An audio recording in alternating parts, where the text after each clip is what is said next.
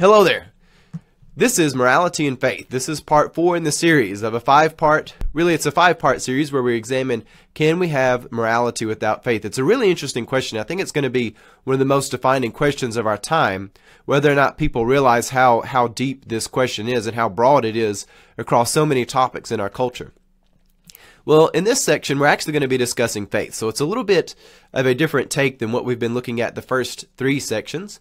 We're actually going to be discussing a lot of things, and I'm actually going to change the terminology up a little bit. Because in the past, I've been comparing people who claim to have faith as opposed to the people who don't claim to have faith. But I want to challenge that just a little bit. I actually want to challenge people who may think that there are people who do not have faith to a whole nother level. In the past, I've alluded to the fact that we don't have to confess in pragmatic truths for them to be sincere and functioning in our lives. Actually, I think people are much more complex than they are self-aware. So let's get straight into this. So we're going to be talking about faith today. So I want to start by saying faith is simply trusting pragmatic truths to be sincere. That's it. They're just trusting functional truths in the world around us to be sincere. A lot of times it's very easy for us to have faith in the material truths and say, well, this object is definitely blue. That person definitely has a green shirt on. Or even if we may not be able to discern colors very well, we could say, well, that person is wearing some piece of cloth. There's sort of the objective reality around us. And sometimes it's very easy for us to believe in those things and forget that the functional things in the world around us are also completely sincere in the way that we confess. However, I think people are they're much more complex than they are self-aware. And a lot of times people have faith in so many things that they aren't even aware of. So let me just give a quick recap of the first 3 sections and then we will move along. So in the first video in this series, we discussed the fact that morals exist as pragmatic truths. In other words, they are functional truths. They are not concrete or material truths in the world around us. They are something which functions in the world around us. If you'd like to hear more on that, please go back to part 1. In the second part, we discussed that moral behavior must be the primary expression of one's intent for it to be sincere. In other words, if someone's behavior is only using morals as a utility, well, then they're not actually behaving morally because there's a fracture in the logic. Because the primary expression is not morality, it's some other goal that a person may have, and they're just using the morals to get there. So there's really a fracture in the logic, and that's what we examined in Section 2. In Section 3, we discussed that pragmatic truths are discovered. We don't actually create them. And this is something which we're going to get a little bit more into today, but I want to push the envelope just a little bit more. You know, we really can't create things like the Platonic forms that Plato used to envision. We don't create the abstract form of things. And even when we do invent new things, a lot of times we spend time developing on them. We spend time, we learn about them, and we improve on them as we go along. We don't just create something in sort of its infinitely absolute form. We may find and discover this abstract form which is out there, but then as we get closer to it and we improve about it, we learn more about it, we can have better manifestations of that form in our world around us. So we don't actually create the abstract form of something, but instead we create specific manifestations of a form. We discover these abstract forms which are out there, just like we discover things like gravity. We didn't invent gravity, we discover these things. And the last thing we looked at in part 3 is that people are relative. This is something that's unquestionably true. People have different dispositions. But because people are relative, morals cannot be. So let's get back to what we're talking about in this section. What is faith? Faith is simply trusting pragmatic truths to be sincere. And we can actually expand that a little bit. It's trusting things which are metaphysical to be sincere. It's trusting things which are untouchable to be sincere. It's trusting things that you could even say are spiritual to be sincere. It's trusting the things which are beyond sort of the material and concrete world to be sincere. And let me give you a very down-to-earth example of this. Names. My name, a lot of people know me as Dylan. Some people know more of a full name. They may call me J. Dylan Proctor or Jeffrey Dylan Proctor. But you see, names are a pragmatic truth. If I were to pass away, and I know I've used this example before, but if I was to pass away and was in a graveyard, or even my remains were just out there in the ether somewhere, and they found them thousands of years from now, with no documentation, no nothing, there would be no way to discern what my name is. But yet my name is true as who I am. And even the names of items around us. Even if you were able to see what's in this room with me, there's a picture of Joe Cool behind me. There's some books on a shelf. We have names for these things, but they're functional truths. And however, when discussing something like this, we have faith that names work. This is true. People have faith that names work. However, morals are a bit more complex than names because definitionally, names are supposed to give an identification to a specific relative thing. They're not supposed to be this absolute thing, which is applicable to every item, or else names would be useless if names were not relative. Morals, on the other hand, are useless if they are relative. Once we introduce into our sort of logic that morals can be relative, then we're simply saying that there's no longer a rational conclusion where any given moral has value once we have introduced into our logic that value itself is meaningless. Once we say that there is no sincere value across the spectrum of things, then we no longer have meaning.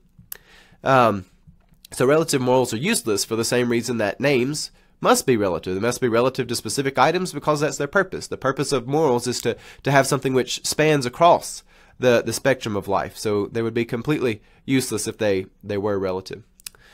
So in discussing morality and faith, we come to the point where if faith is simply just trusting pragmatic truths to be sincere to their sort of the abstract form of them, then to behave morally, you have to have faith in the pragmatic truths of morality. The question is, where do we find it? How do we discover morality? If it's out there somewhere in sort of the realm of the abstract forms, how do we find it? Because in order to behave morally, we have to have faith that there is somewhere out in the plane of abstract forms, there is a form of morality. In each individual moral or virtue we may find in life, there's an abstract form of it. We trust these things to be true. But the question ultimately is going to come down to, where do we find them? And so let's swap gears just a little bit. Let's shift into another train of thought, and we're going to come back to this. So in the past, I've talked about people who are not of faith and people who are of faith. I'm going to change that language from here on out because I want people to realize that more people have faith than there are people who confess faith. Now, I want you to think about that for a minute. If we define faith, if we look at what it is across the whole spectrum of humanity and say it's just simply trusting and living in such a way that is consistent with this trust, that pragmatic truths are sincere, then there are a whole lot more people that have faith than people who confess faith. Again, these sort of functional truths don't need our confession to be working in our lives. We're more complex than we are self-aware. So a couple of things I would like to say. I think we all have faith in so many things. I actually have never found a person that doesn't have faith in anything in life. Whether or not they confess any sort of spiritual aspect. In fact, the most religious people I know or let me restate that, the most religious people I know who are my age, in my peer group you could say, are actually people who claim to be secular. As ironic as that sounds, the most religious people I know, in other words, people whose behavior is consistent with religious practices, in other words, they have certain tenets that they unquestionably believe, they have practices that they do, they have things which they do not use the Socratic method of asking why about, are people who are secular.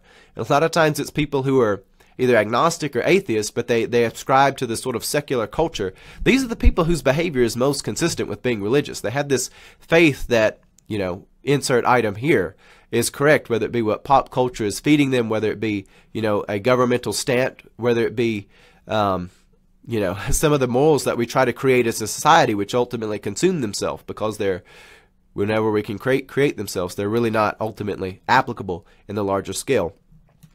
So moving beyond that, morality is illogical without faith. The idea that you can behave consistent with an abstract form is illogical if you do not trust that abstract form to be sincere. As a pragmatic truth, in other words, is something which functions. Because it's one thing just to sit there and be static, but to be a pragmatic truth, to be functioning, it's got to be a little bit more than just something which is static. So morality is illogical without trusting these pragmatic truths to be real and sincere. And now I want to move into a little bit of critical thinking and how we think about the world. There are a lot of people who say, well, we're not people of faith, when really actually they very well may be. Their behavior is extraordinarily consistent with it.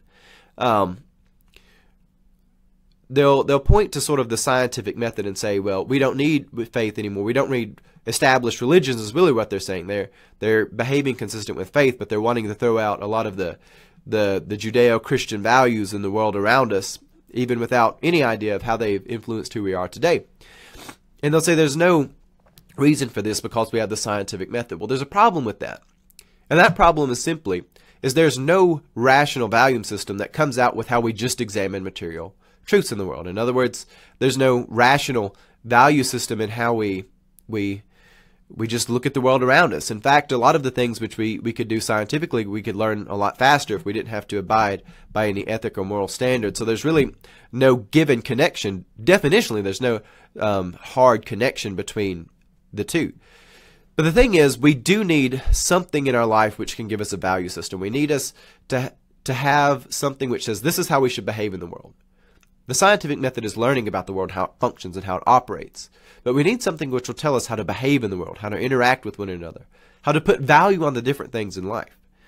I firmly believe that we must put value on different things in life. Not everything in life is of equal value. Because if everything would, then everything would be valueless at the same time. You cannot go from material truth to moral value. And likewise, you cannot go from a moral value system to material truth. There's not an explicit rational connection between there. And for that matter, there's really not an implicit rational connection there either. They're totally different things which function as different purposes in our life. So let me move on a little bit. I'm not making the case that people should believe in Christ or that they should become a part of the church simply because it serves the purpose of making us better people, because we need the utility of having guidance in our life. Again, as I said in another section of this, if morals are merely a utility for making us better people, then they're completely meaningless. It's nihilism at its best. We actually have to have a sincere belief in things because these things are true. So let me change gears yet again, and I want to share a few things with you about Christ's nature. And before I do this, I want you to keep an open mind whether you're someone who believes in Christ or not. Because if there was ever a time that the church needed intellectual rigor, people who understood our history, who could understand the languages and things which have passed down to us, it was now. A lot of times people have a very underdeveloped understanding of Christ's nature, and I want to just share a few things with you that you may have not been informed about, even though they're very openly right in front of us. So one thing I want to share about Christ is Christ and the Logos. In other words, what is the Logos? And I would like to start by saying Christ is, by definition, the Logos turned into a person. The Logos is, and if you go to the Gospel of John, chapter 1, you'll open up and you'll see in English a lot of times in the beginning was the Word, but you'll notice Word is in capital. This is not just a synonym for the word term. It's actually what is written there in Greek as the word Logos. And the Logos, which is Christ, is this thing which is transcendent time. It is the idea of taking chaos and turning it into order. It's the idea of having this orderly progression in life. It's something which has heavily influenced the Western society and Western culture. It's influenced the world dramatically for the last 2,000 years, even though in the last few generations we have intellectually forsaken the relevance of the Logos and who Christ is. So Christ's nature is to be this thing of orderly transformation. Now, I bring this up because if we are to be people who say, where do we find and discover morality, we want something to orient us with. And I want to suggest to you to learn a few things about Christ's nature, because if there's anything which can help us navigate the world around us better, it is the Logos. The aspect of Christ that says wherever there's suffering, wherever there's chaos, things of misery, we want to take them and move them away from that chaos, suffering, and misery towards a place of order.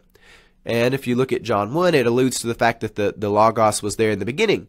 The idea that God has come to the cosmos to create order and move away from chaos, suffering, misery by creating light. By bringing things such as light, will, being. These are the things which would give order to the world around us. So, if we are people who say, well, we have the scientific method to help us understand the material things, but we want something to help us, orient ourselves and say, how do we interact with the world, with other people? The Logos is one thing that is so fundamental as a moral. The idea of looking at the world, finding places of chaos, and moving them towards a place of order. It's not an easy thing to do, and it requires discipline. It requires a lot of integrity in doing that. A few other things I would like to share for you, and I'm sure my voice sounds a little nasally. I've been sick, actually, since the beginning of this series, so it's gotten progressively worse, so hopefully that will all get straightened out. Let me share with you also the name of God today. This idea that we find in Exodus 3. A lot of times in Scripture we'll have this translated as the word I am, but it's much more to that. Just to give you a short idea of what this is, it's really the abstract form of existence itself. It's sort of the verb to be in the infinitive sense. The idea of, again, back to the Logos, taking things from chaos to order. It's taking things from that sort of infinite possibilities in the ether, which is the realm of the abstract forms, and turning them into something specific. So let's talk about all of this for a little bit. If we are to look for something, to discover something out there which can help us navigate the world, something which can function as morality in our life, not because of utility, but because of its sincerity and legitimacy, we can look to the Logos, this thing which will say, wherever we find chaos, suffering, and misery, we're going to move that towards order. We look to the one who is behind the Logos, which their namesake, indicates that they are the very infinite form of being. And that's just sort of a short taste of that. But there's one final thought I want to give you today, again, for people who are both people of the church and people who may not be of the church. I want to stimulate your minds with some things which you may not be totally aware of. And this last bit is really a piece of food for thought, because I know I mentioned it in the first video when I read out of the book of Job, that it described Job as a God-fearing person. And I want to talk about fear of the Lord just a little bit, and fear of God. So one of the things that I recently have been really infatuated with, I'm absolutely in love with, is the Greek Old Testament, which is the Septuagint. So obviously the Old Testament was originally sort of a Hebrew text for the most part. The Greek Old Testament was something which was put together by some rabbis a few hundred years before Christ, just to give you a short idea of what it is. But in the Septuagint, we get a little bit different examination of some of the same concepts and ideas. One of those is fear of the Lord. In the Greek language, there's actually a word, the sebes, which means God worshiping, God fearing, God revering. But there's a couple of times in the Septuagint where that word is not used, and phobos or theos, or variations of that, are written out. Particularly if we look to Proverbs 1, and there's something which is so interesting about that.